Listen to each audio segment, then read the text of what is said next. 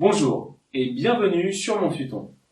Saviez-vous qu'environ un tiers des enfants souffrent de constipation? En fait, c'est à peu près autant que dans la population adulte. Quel que soit l'âge, la constipation est un problème complexe d'origine multifactorielle. Et c'est spécialement vrai chez l'enfant où les facteurs psychologiques et émotionnels vont avoir un impact marqué sur le transit. Le stress de la rentrée scolaire peut par exemple faire apparaître une sorte de phobie des toilettes. C'est ce qu'on va appeler la parcoprésie. L'enfant n'a alors pas conscience de son envie ou se retient malgré elle. Mais un mauvais transit peut aussi avoir des causes mécaniques. Par exemple, une alimentation qui n'est pas assez fournie en fibres, en fruits et légumes, ou une hydratation qui n'est pas suffisante. Car si un organisme manque d'eau, le gros intestin va en récupérer un maximum et cela va former des selles dures, difficiles à évacuer. Mais le facteur mécanique dont on entend rarement parler et qui est pourtant essentiel, c'est celui de la posture d'évacuation. Le problème postural apparaît souvent lorsque l'enfant quitte le pot, où il a une bonne posture physiologique, proche de l'accroupi complet naturel. Il passe à une posture assise sur des toilettes adultes, souvent avec un réducteur, qui porte très bien son nom parce que sa posture devient en fait la pire des postures possibles. En effet, il est privé d'appui au sol, il ne peut donc absolument plus basculer le poids de son corps vers l'avant, car il tomberait, et il est donc privé de sa posture naturelle.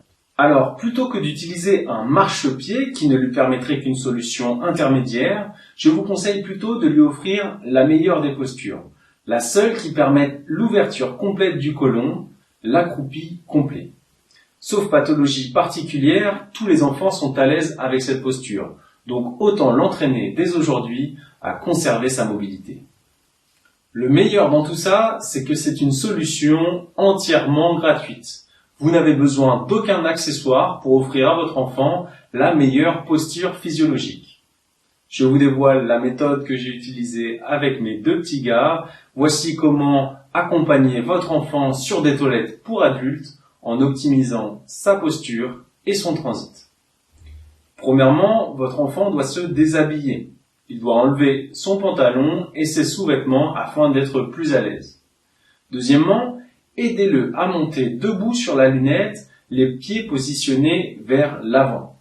Ses petits pieds et son faible poids lui permettent d'escalader la lunette alors qu'un adulte risquerait de la casser. Tenez-le par les mains pour qu'il s'accroupisse. Invitez-le à se tenir seul en saisissant l'avant de la lunette. Enfin, une fois nettoyé, aidez votre enfant à descendre. Il est fort probable que votre enfant apprendra rapidement à grimper, à s'accroupir et à descendre sans votre aide. La question que vous vous posez sûrement, c'est « et pour le pipi ?»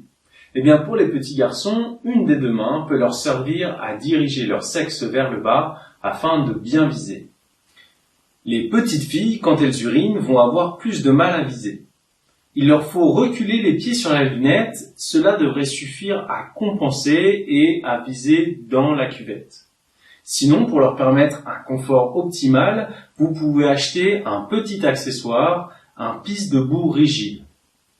Je vous renvoie vers la vidéo d'utilisation de Moulasana pour avoir plus de détails quant à son utilisation. Une autre question que vous vous posez peut-être est comment mon enfant pourrait s'accroupir à l'école ?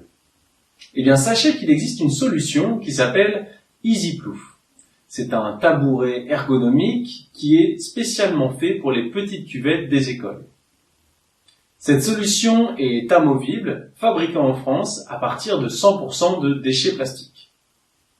Merci beaucoup d'avoir suivi ce tutoriel. N'hésitez pas à écrire vos questions en commentaire et à bientôt sur mon futon.